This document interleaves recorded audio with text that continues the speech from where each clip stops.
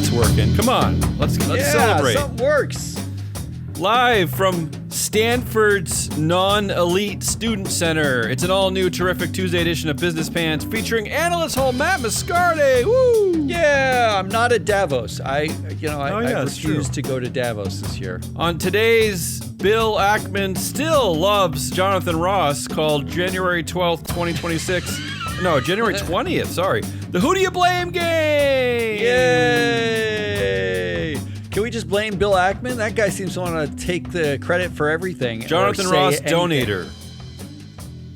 The Department of Homeland Security told CBS News don't say his name, but Bill Ackman gave him money. I guess, I don't know. Our show today. Yeah, go ahead.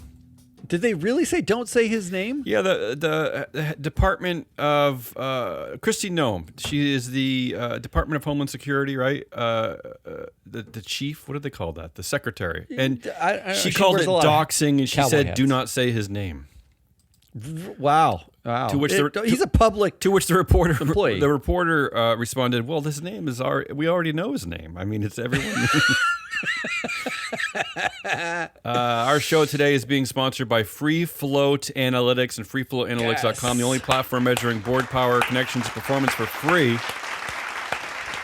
Now, I hear rumors that our data team is still. I wouldn't say they're. What are they up to? Well, tell me what the data team is up to. They're wrangling. So this is a lot of data to wrangle, a lot of calculations. This is a lot. I've talked to them. There are 270,000 people in their database, 10,000 companies in their database, a half dozen performance metrics. It takes 70 individual metrics to, calculate the influence numbers that they have. And then you have to get derivatives off of that, like, gender power gaps and all sorts of. It's a very complicated system. I've seen under the hood. They let me look, and I get it. They're wrangling some data. They've had some problems with vendors and gelling, but you know what? I got to be honest. It's really close and it's really cool. So maybe they should get an EV database, because when you looked up that hood, it's just a big dumb battery, isn't it?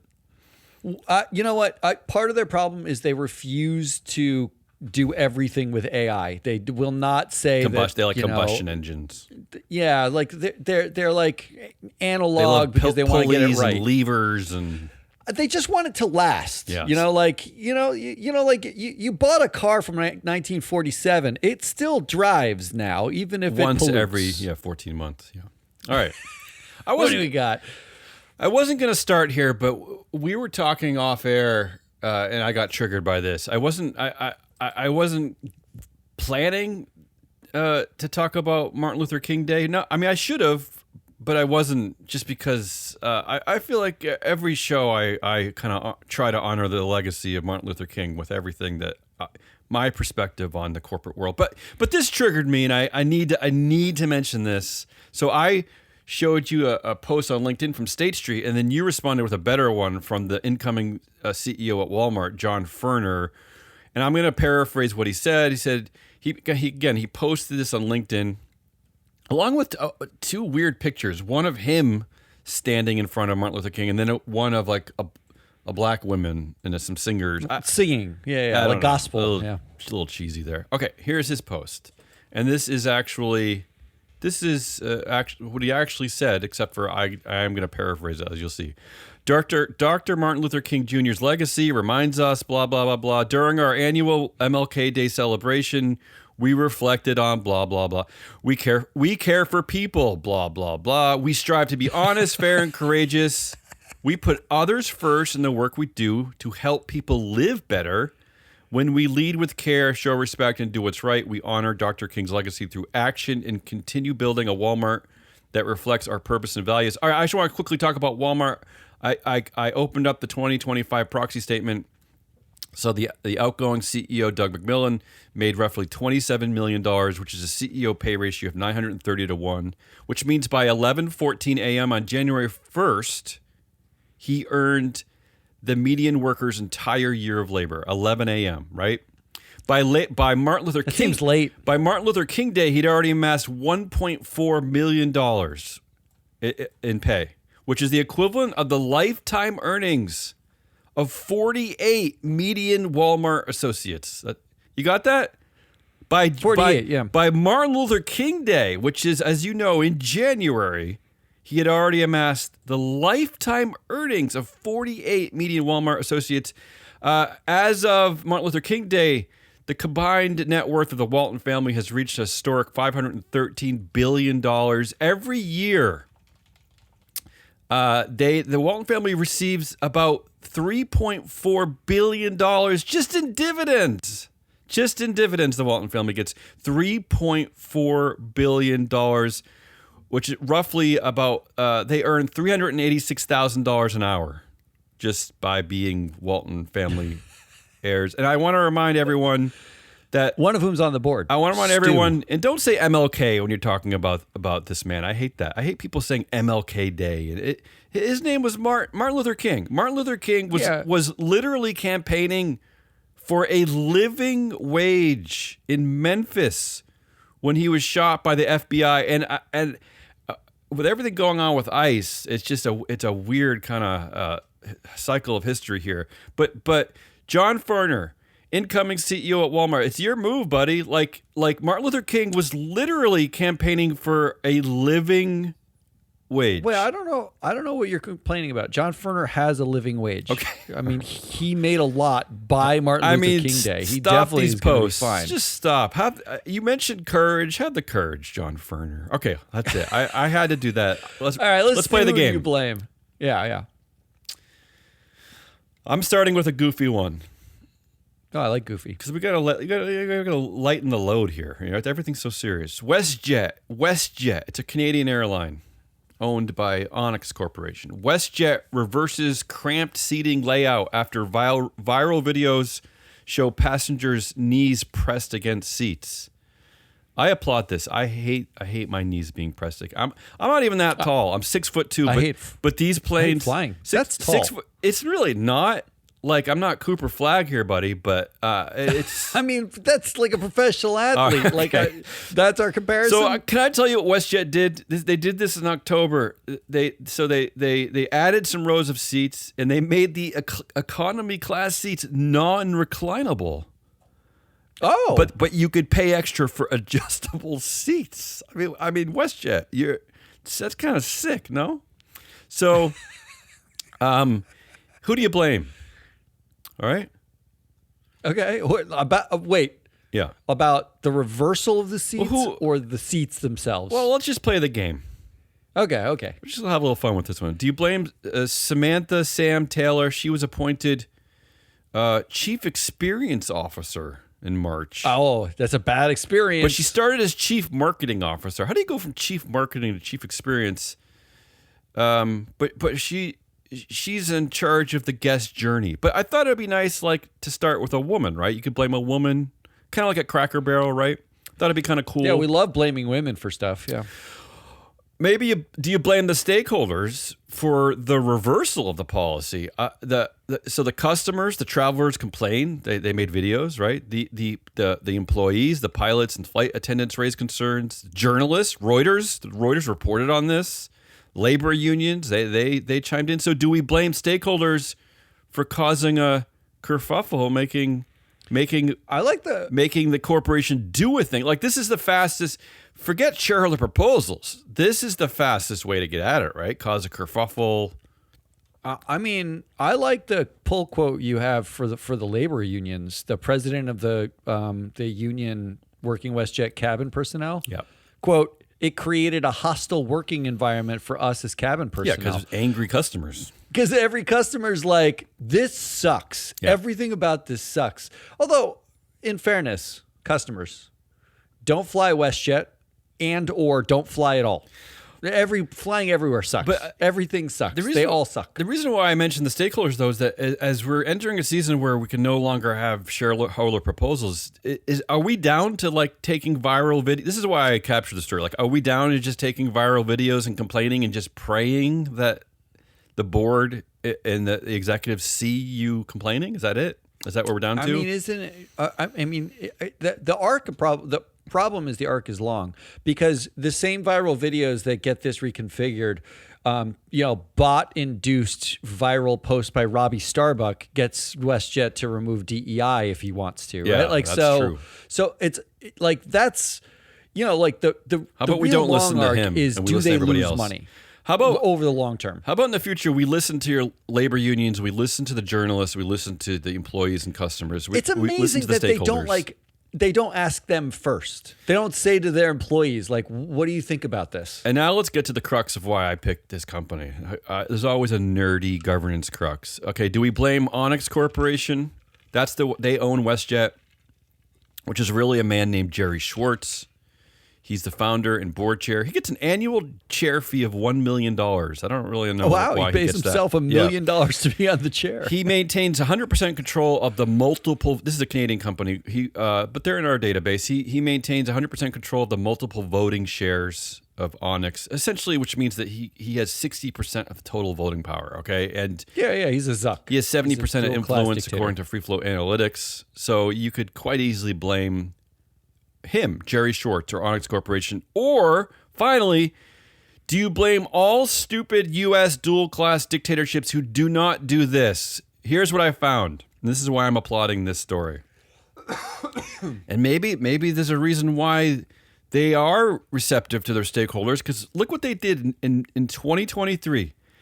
Onyx shareholders approved a plan to implement a sunset on Jerry Schwartz's special voting rights, which means there was a 3-year sunset that they voted on and passed, meaning that in May of this year, he is going to lose all of his multiple voting shares. Wow. This is a beautiful blueprint. No, I mean, this can be done.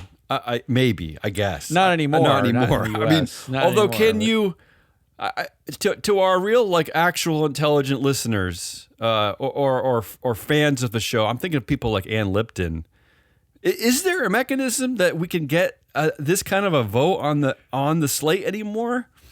Yes, you can move to single class voting, but you cannot move to dual class voting. Okay, so here it just takes bylaw amendments. The problem is the dual class dictator has to approve.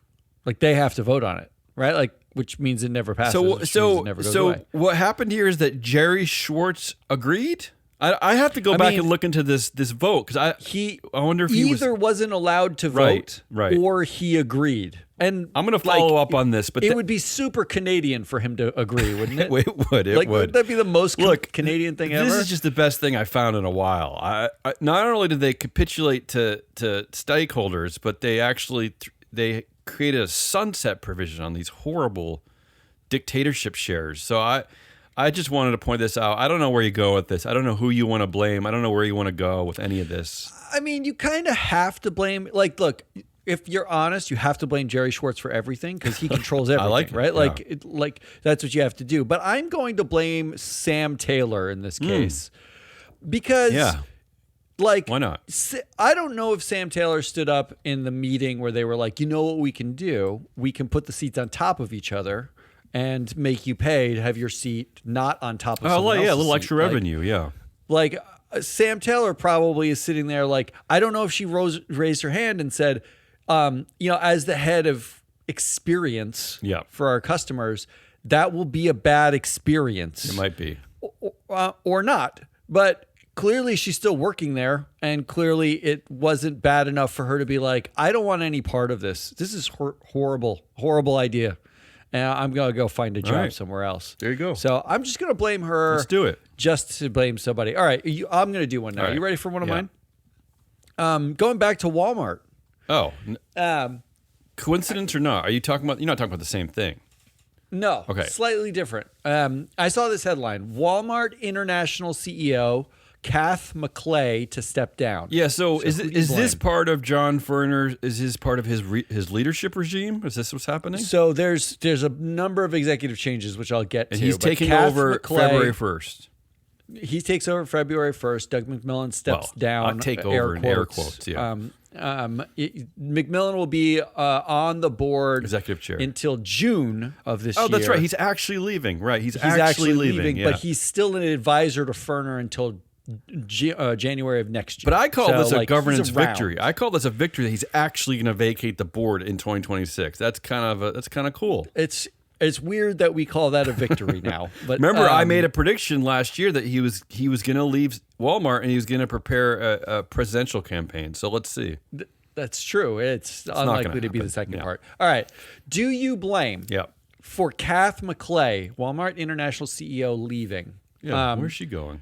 Yeah. The half exiting Doug McMillon, the current soon to be ex on the board, but soon to be ex board member Doug McMillon. McClay was under McMillon for her entire tenure at Walmart.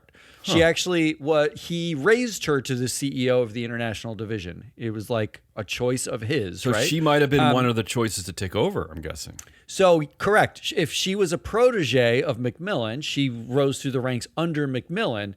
What did McMillon pass over her when he chose John Furner? Because we know that the Waltons own the dual class shares, so they're making any decisions. McMillon was the CEO and chair, so he's making most of the day-to-day decisions. So somewhere in there they pass over. So McMillon's involved in passing over McClay. So to be clear, she was the CEO of Walmart International, and John Furner was the CEO of Walmart US. Is that how it worked? What was the Furner? CEO of Sam's Club. Okay, Sam's Club. Sam's Club. Okay. All right. So which brings us to John Furner himself, Got it. incoming CEO John Furner. Got to be him. He's the white guy who became CEO, which is one of the most interesting news stories ever. Yeah. Finally, a white man got a shot at an executive job at Walmart. Yeah. I mean, I'm just happy because Robbie Starbuck no longer has to talk about Walmart DEI and all that kind of stuff. Right, this would be the correct decision, right? This is the meritocratic. This is the meritocracy at work. Yeah. This is the meritocracy at work.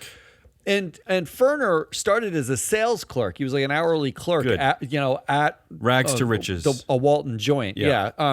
He was at Sam's Club as a CEO for a long time, which is another Walton joint. Sam's Club is owned by the Waltons. Yeah, I don't really know much about family. I don't know much about. That's like the Costco light kind of. It's the other Costco competitor. Yeah, it's the one that kind of sucks. There's Costco, BJ's, and Sam's Club, but Costco's the good one, and the other ones kind of suck. Okay. That's how I understand it. Okay, that's a great analysis.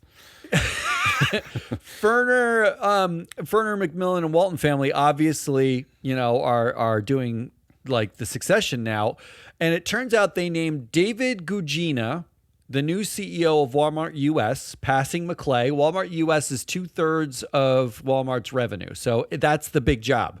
If you're not the CEO, being the CEO of Walmart US is the big job.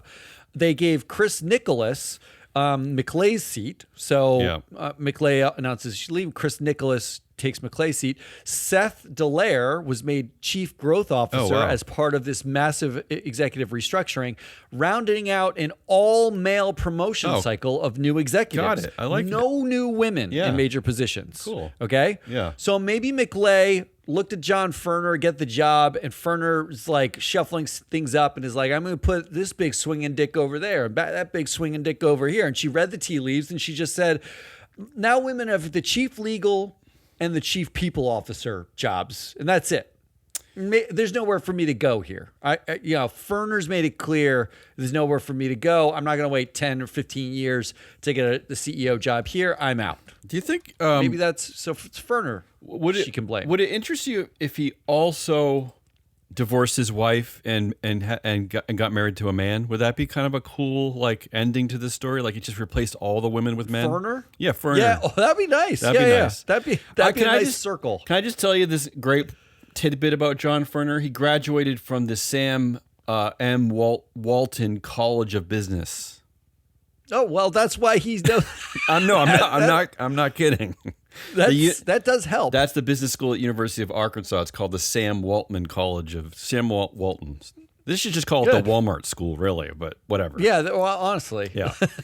Or the Sam's Club school. All right, so John Furner is cleaning. He's getting rid of the women. He's cleaning out. She reads the tea leaves and says, this is all, white guys getting the job. It's all the white guys. That, I don't know if did you miss that it looks like the new CEO of Sam's Club is a black woman.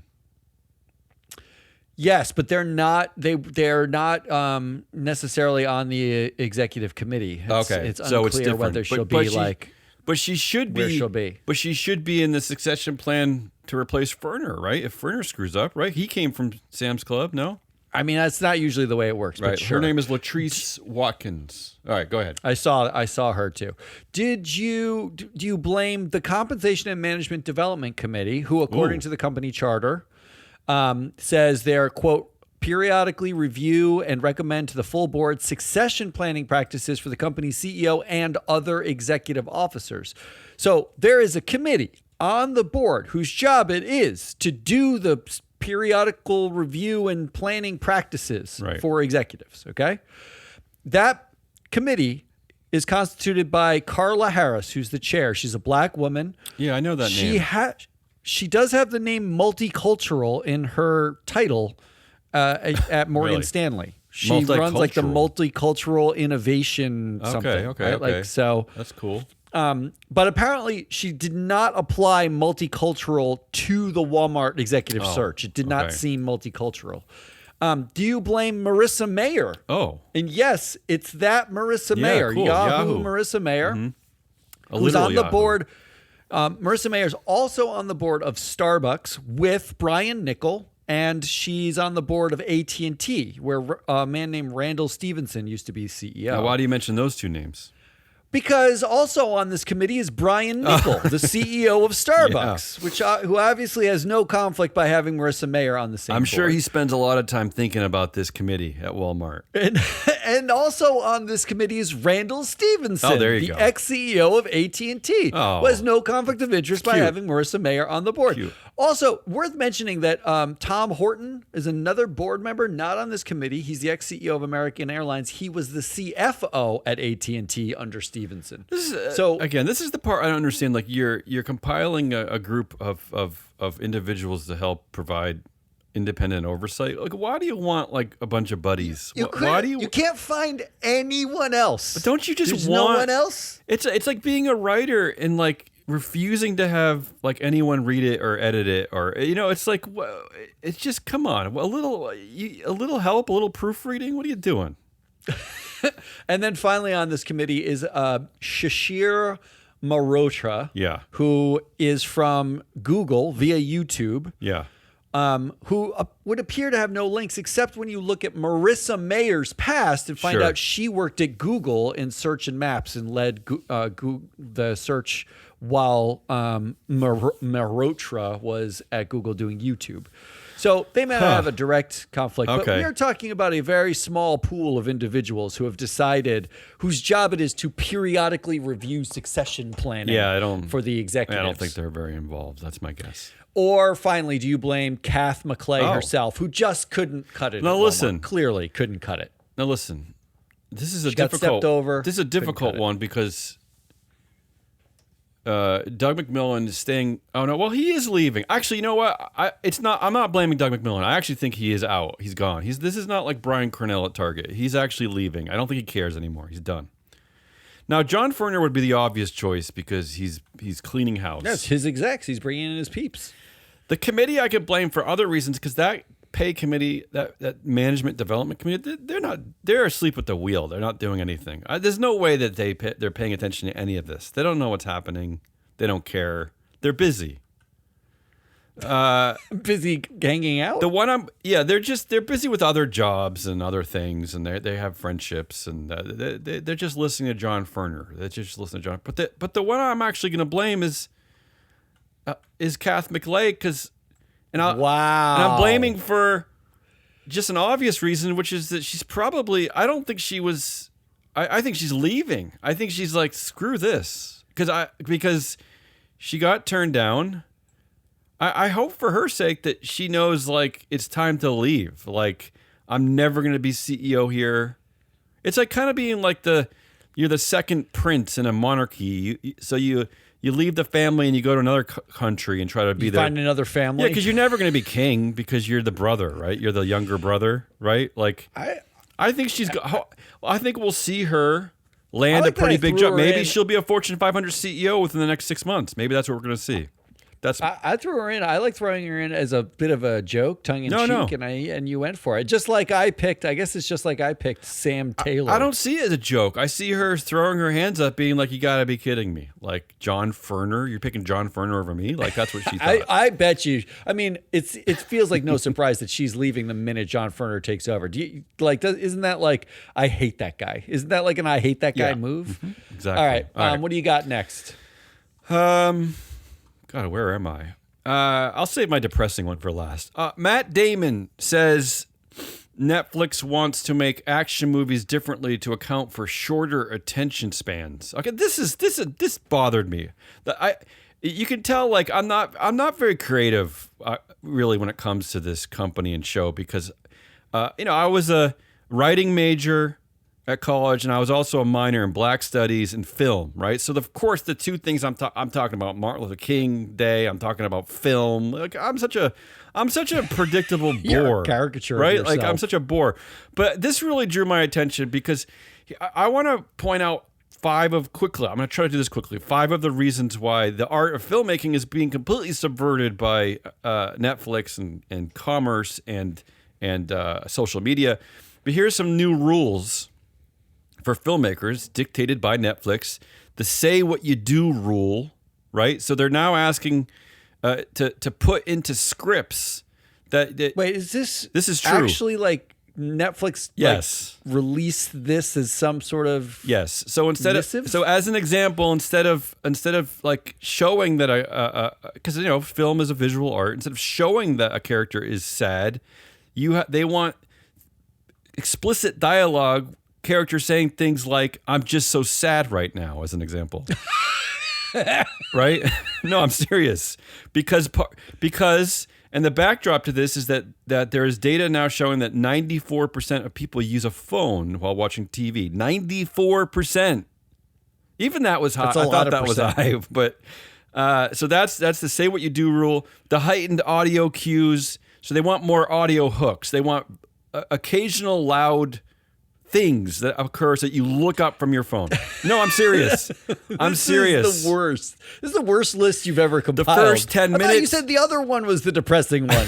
The first 10 minutes mandate. So no slow burns. No mysterious. They use the example of 2001: A Space Odyssey, the Stanley Kubrick movie. I don't know if you've ever seen that, but it takes a while for that movie to get into its sort of. I mean, it takes a while. You're basically saying the movie Alien wouldn't exist right now. No, of course because not. Alien took like 40 minutes for anything to happen. Because they're worried about, they say that in the first 2 to 5 minutes, people hit their back button and they start over. This one is the one that got me. I hated this one. Centered framing. They want you to put the action in the center of the frame, makes it easier for people when they look up from their phones to see what's happening. They don't want you to goof around and they don't want you to like take the whole thing seriously, right? They want you to look. And finally, increased recapping. And this is what Matt Damon was talking about. They want they want the characters in the dialogue to remind viewers of the plot periodically as the movie goes on. They want you to like restate things. And the example they gave is an actor saying, "So let me get this straight. We have to get the key from the vault before the guard returns in 5 minutes." They want you to repeat that. I'm serious. This is the worst. This is bad.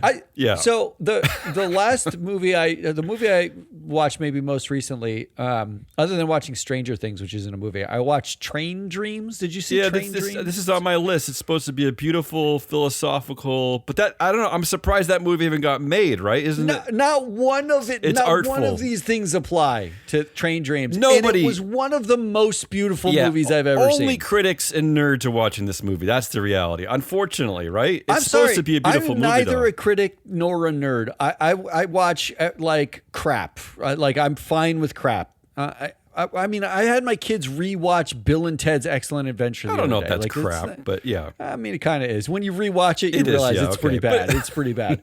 But like the fact is, none of these rules apply to art Like, Okay, as but- soon as you create a rule like that, it is antithetical to art. Yeah, and I defy you to go back to your Netflix account and find. I'll give you an hour. Can you find 5 other movies like Train Dreams? Honestly, like good luck. I don't know. Good luck. I wouldn't even know how to look. There's so much shit in there. Yeah, you're not It's going to find impossible it. to find All out. right, so I who do can't we find blame? anything. Who do we blame? Yeah.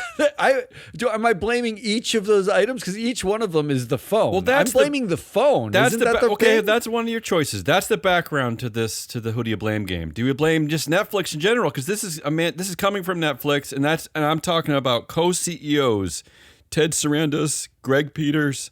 I'm also talking about Reed Hastings, and I got to add in Jay Hogue, because I mean Jay Hogue never dies. He's been there for the entire time. Yeah, he's been by Reed's side.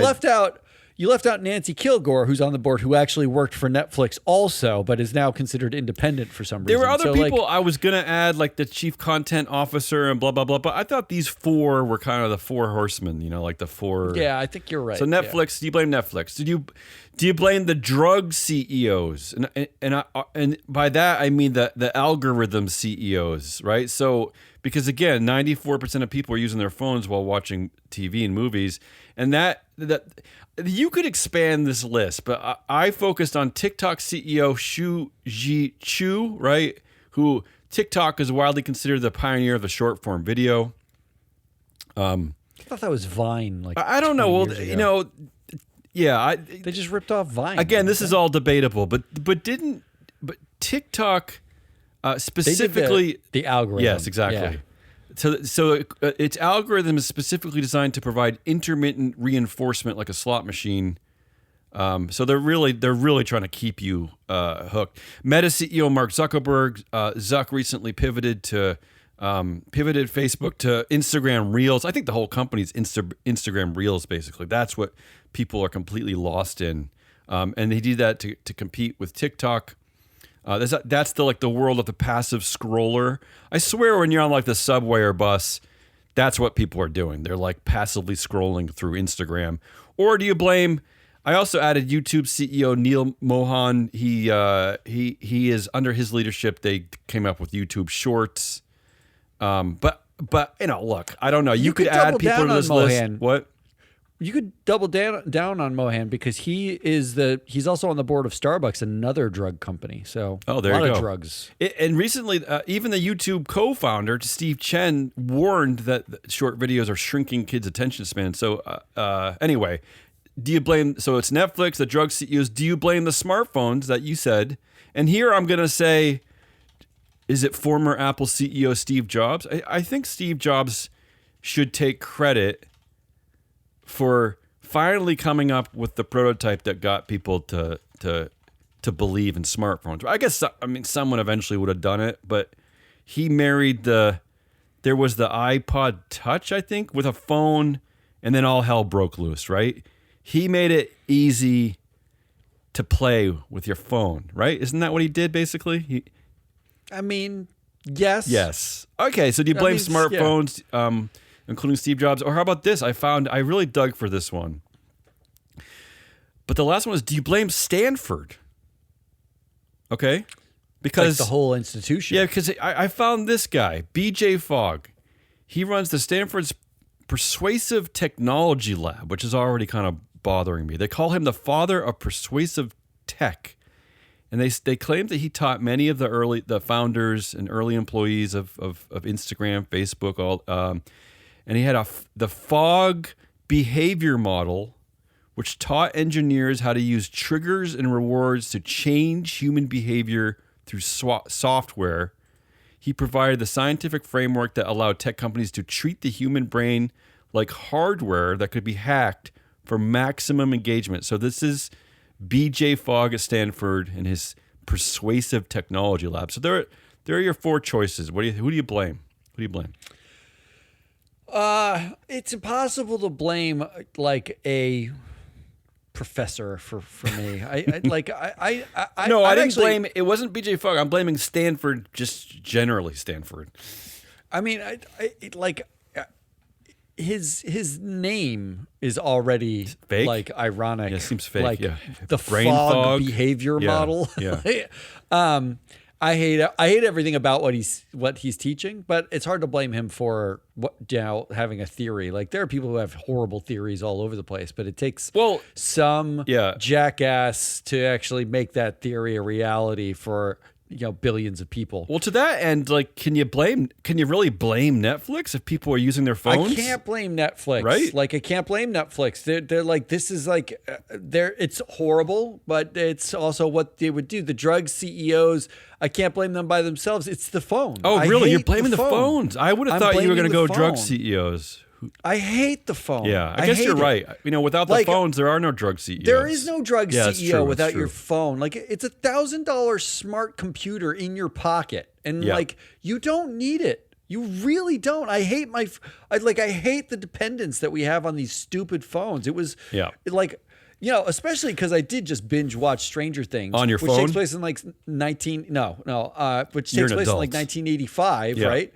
And they have, walkie-talkies and payphones. Yeah. It's like and somehow they all survived. Yeah, it's a They miracle. even survived like an alien invasion. Like, come on. Like, spoiler alert. They did it with a payphone. All right, so you're blaming I think I guess, I was going to go a different rate, but I think you're right. I think that's the right choice. I just bought because of my failing eyesight, I bought this reading tablet, right, which I love. Because you can change the text size, make it bigger and whatever. Yeah. And I love it's been great for reading for me, but I still find myself, even though I have this beautiful tablet to read books, I still find myself grabbing the phone for no good reason, just because I think. It just fits in your hand. It becomes a part of your body. You almost don't even notice it's there. You're missing something. You're checking. You're just like, let me do a quick check on whatever. Yeah, so I think you're right. Like, I think brain. there's something about the device itself. I think that's ruined us. It's like the idea that because something popped into my brain, I need to check it or answer it or figure it out immediately. Like investigate that thing immediately. And we're all ADD as a result, right? Like, you can't pay attention to a single thing. What's next for you? All right. Here's my next one.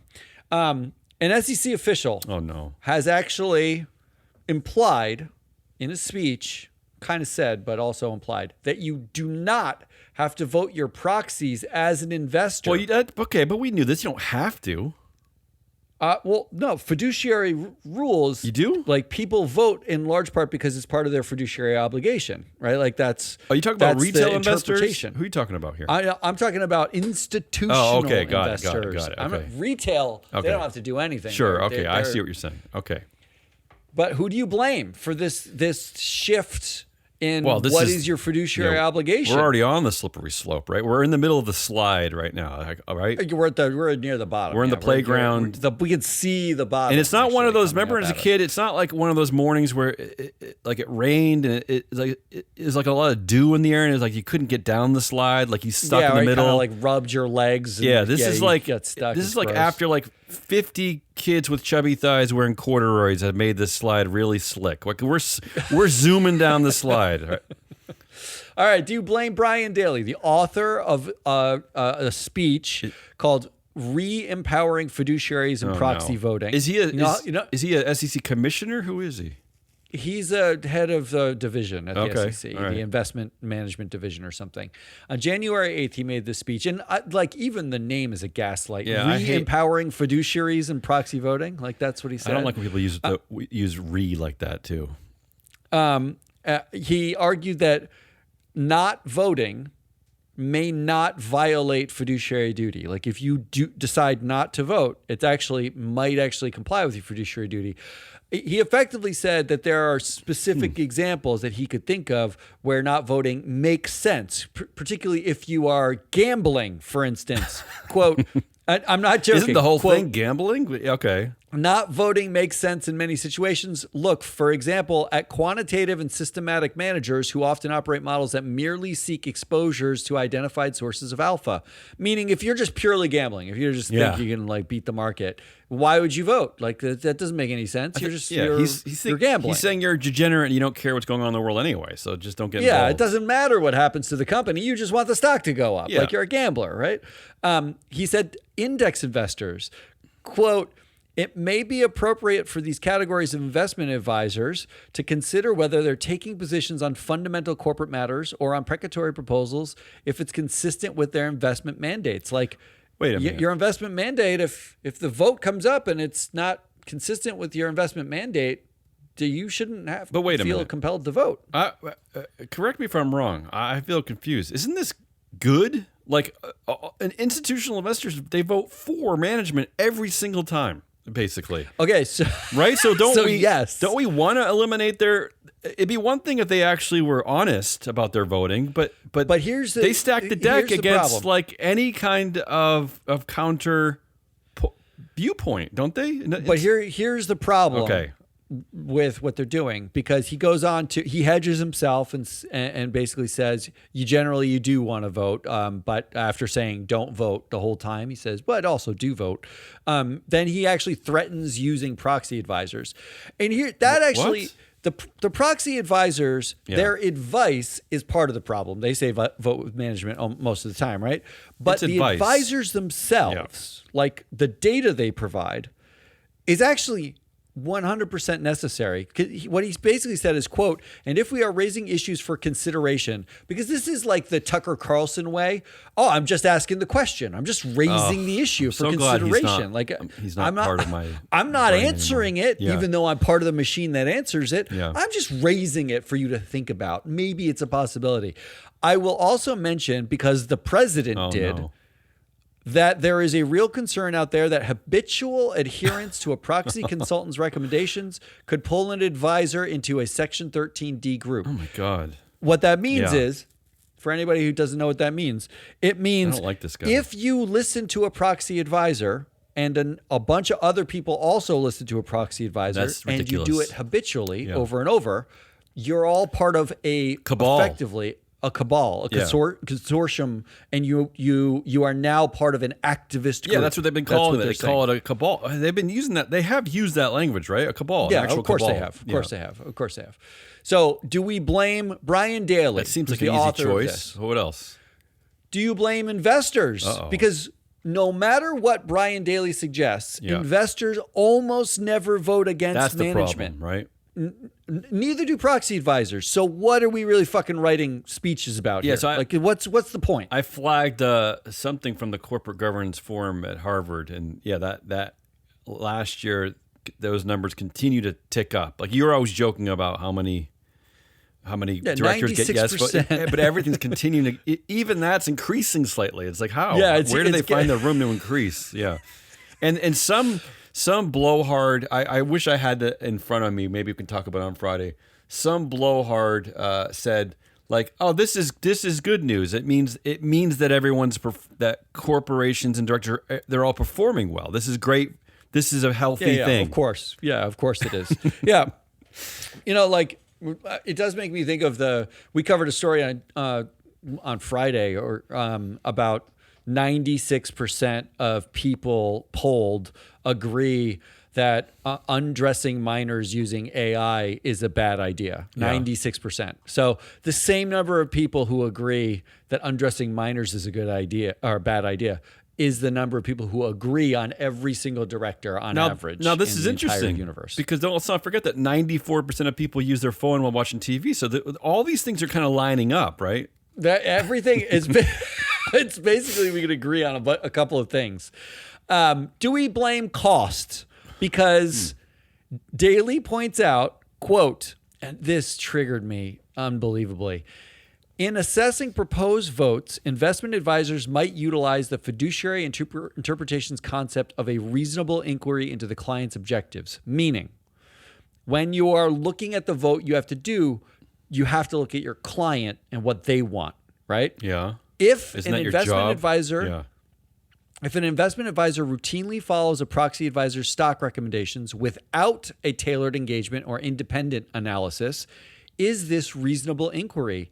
Maybe, but it is certainly worth thinking about. Again, we're just throwing out considerations. to go back to the first question, if the voting process is so burdensome that it requires extensive external resources, why is the advisor voting at all? What kind of a... So what he's saying is that to say? It's ridiculous. Let's say you have a bunch of clients and you have to make a vote. It's hard to ask all your clients and come to a decision and make an independent analysis. If it's burdensome, why are you voting? Isn't that what That's what he said. Isn't that part of what you're spending the money on that they pay you to do? What are you doing? What's he talking about? That's here's like saying you go to your mechanic and you have them fix your flat tires, and he's like, it's burdensome for me to get the tools to fix your tire, so I'm not going to do it. Like, well, yeah, but I gave you $100, and that's part of that money is you to go buy a goddamn tool. Like, what are you doing? Here's what triggered me the most about it, because he's making this argument about voting. Yeah, but isn't the cost of getting like equity analysis significantly higher than getting proxy voting analysis? Yeah, I mean, this is nonsense. This is the right has been doing this for. This is their anti-ESG message for years. Is like, and you can't ask every client, should I buy or sell this stock? Yeah. Right. So, but this is part of their long, dumb story about how what are we doing? How the ESG is anti-corporate because we have to spend like $500 to do this, and it's burdensome. Like, and 12 hours of like labor to work on this, so it's they've always been doing this nonsense. It's just unbelievable to me. It would be like saying my Bloomberg terminal is really expensive and I can't ask clients what to do. I shouldn't invest. Yeah, forget it. Like, just forget the whole thing. They love that one, though. They love that one. Oh my God, it triggered me. And then finally, do we blame John Chevedden? Finally, with a second to Jim McRitchie. Yeah. Without Chevedden and McRitchie, we may have half the shareholder rights we currently have at S&P 500 companies for sure. Could be true. But the no action data, as you know, when you go to the SEC website, they tell you what companies are trying to exclude from their proxy ballots now. And the SEC said, we're not going to respond. You can just exclude, effectively is what they said. But they have taken the time to respond in a disproportionate rate to just one proponent, and that is John Chevedden.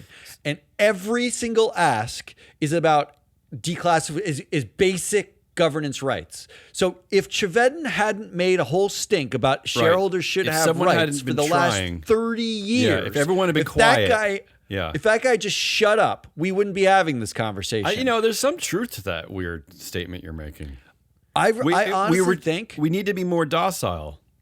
We need to be more docile. All of that wokey stuff and social agenda stuff is all gaslighting to stop John Chevedden, one guy, from effectively asking companies to declassify their boards, allow special meetings, but I don't get majority voting policies. But I thought simple governance. But I thought the Trump administration and Doge, I thought that it was all like a pro-populist, like anti-elite message. But isn't that all the language is pro-populist, but all the action is centralized power? Right. So all the language about the voting was it was all this you are excluding pieces of or some of your investors, you're not representing you have a woke agenda that doesn't represent your ISS your retirees, all that shit. ISS is elite, but the corporation 3M, that is populist. Is that what they're trying to say? That's all right.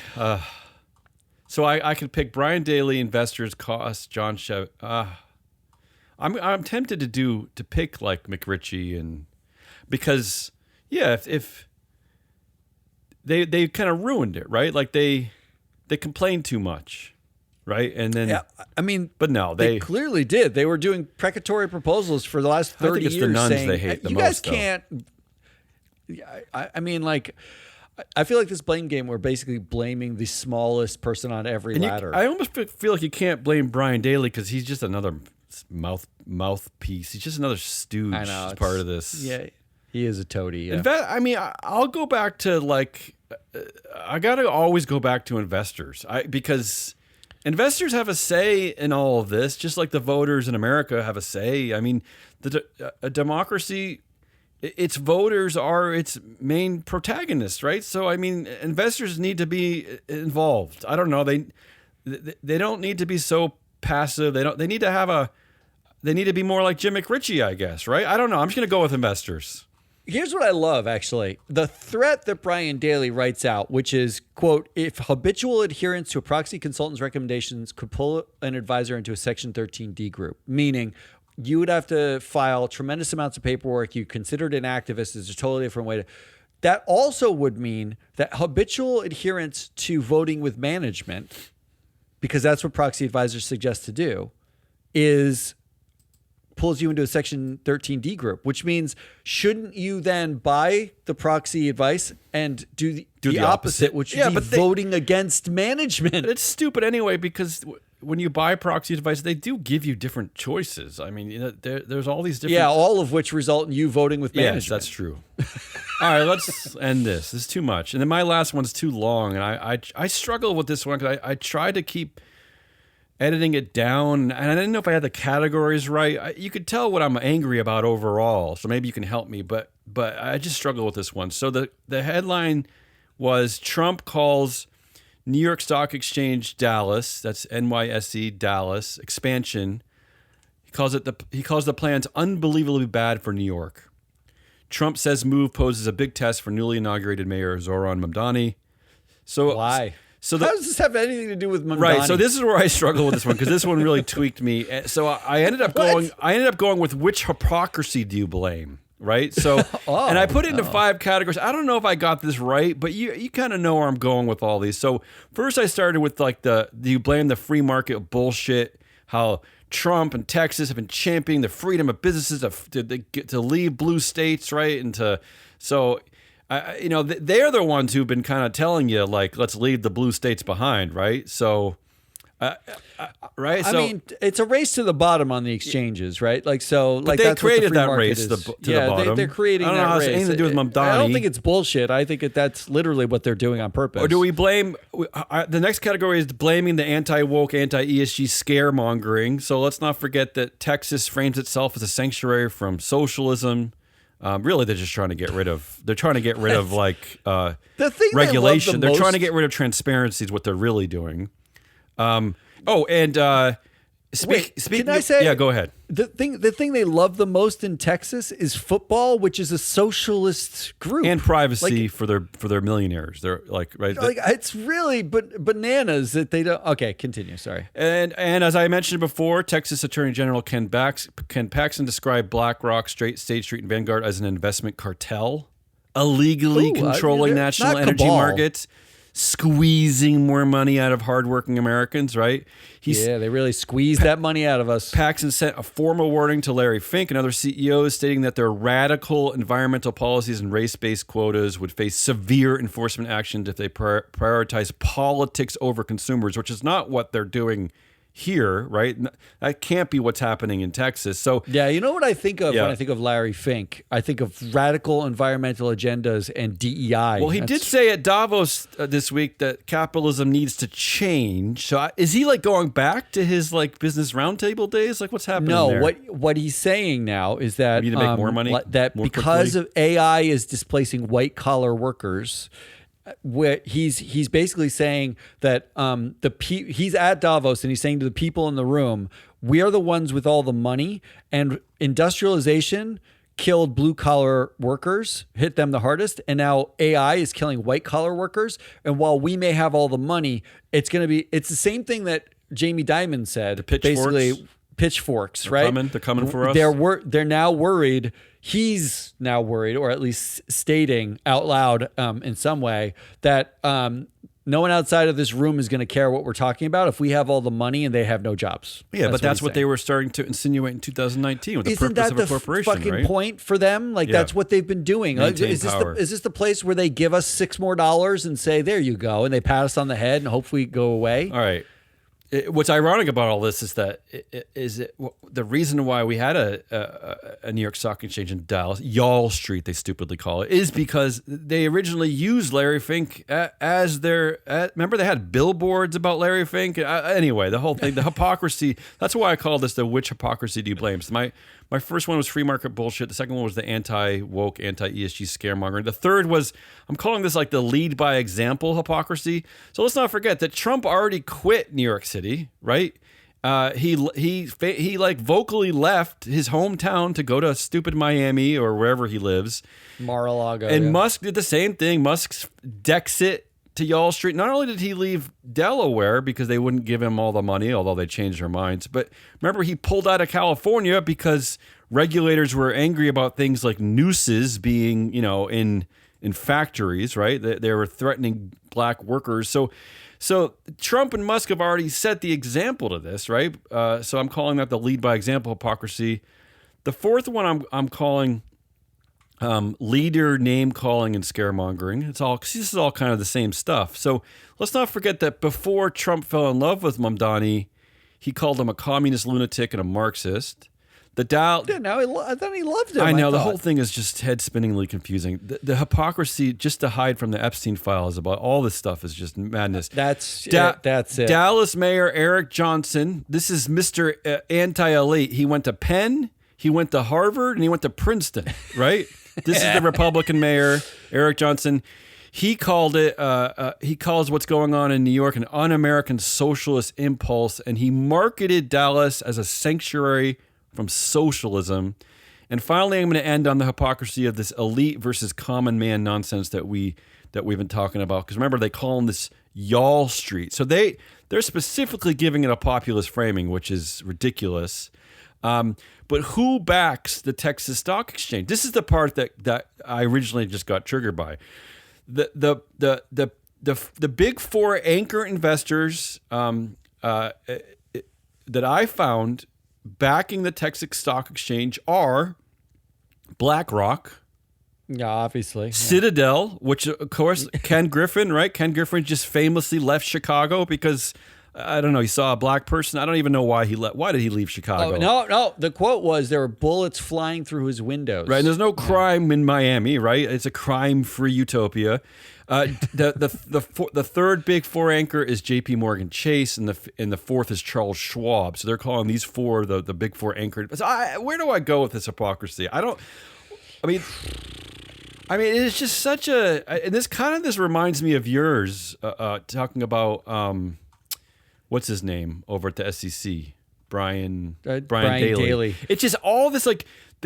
They're tripping over their own hypocrisy now. They're constantly trying to paint these BS, maybe populist messages, but they're all like secretly and not so secretly like pro management, pro corporate, pro CEO. Like the whole thing is making me mental, honestly. Well, I will say that blaming a hypocrisy for something is hard. Is already how hard. How about this is Mamdani's test? This is this fell in his lap. Like he literally wasn't mayor until like 10 days ago. I mean, what a bunch of there's no way that this is shit. I mean, this is just crazy. But unbelievably bad for New York. So now Trump is nostalgic for New York. Like, well, I don't even know what he's talking about. Like, no, he spends all his time in Mar-a-Lago. I know. So I think actually, what is he doesn't even talking Melania about? Doesn't Melania like stay in New York and Trump is like I don't care. I don't know. Which hypocrisy, Blake? Which is the worst? They're all the same. It's the elite versus common man. They are all kind of the same. That's the part that bugs you.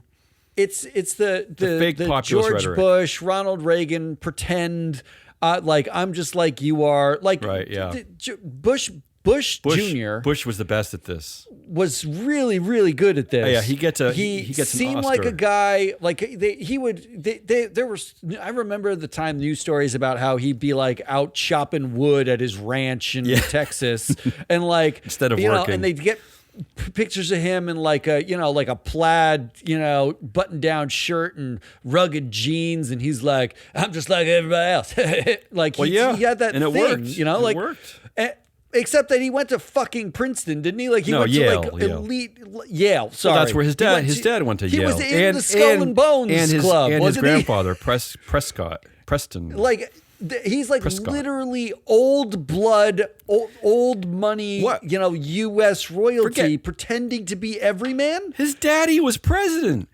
Can you imagine Nepo baby David Ellison going out and being like in a dressed like a hipster and hanging out at a seedy Lower like East a dive bar playing pool, being like, I'm just like you guys, man. I'm sure he's I just tried. happen to have a daddy who bought me 3 companies. I'm sure he's tried. What on earth? Like, it's all fake. If as soon as anybody says I'm just like you in one way or the other, they're lying. Well, this is like they're either actually just like you and you will know it, or if they say it, they're not. I was saying right? to like a friend over the weekend that because we're watching the Patriots played who'd they play? The Texans. the Texans. And I thought, what I really appreciated the old version of this team because it was the most honest version of sports. Yeah, they're the blue collar team. Yeah, they were the Houston Oilers because that's all Texas is. All Texas really is. It's not Y'all Street. It's a bunch of. It's like oil executives who are oil barons. Yeah, that's what it is. I mean, what is this Y'all Street? I can't believe, honestly. You made the right choice on this one. It's silliness. That's it. That's all I got. I'm exhausted now. I know that we're supposed to No. Have that. I thought that was going to be a shorter show. This is just what we do. Somehow. This is just what we do. That's all we got. It's Hazelnut Rollis. I'm your analyst, Matt Mascari. We are Free Float. Come back. When? Friday. We got a Friday show. I don't think we're doing a proxy countdown. We'll do bi-weekly at first, right? And until it really ramps up. I think we're going to go back to bi-weekly until it ramps up. And, somewhere in March, we're probably doing every single week. Unless you have a question, you got a mailbag question, you can hit us. Go to freefloat.llc. There's an email address there. You can sign up for freefloatanalytics.com, our sponsor, and you can get free data there, get on the zine list. I'm asking questions. I produced the show for Mike Levin and Ann Lipton. We got a mailbag show coming tomorrow. Oh, nice. With Mike Levin. They got some questions from listeners. We're going to he'll go over them. Love that. Until later. Good.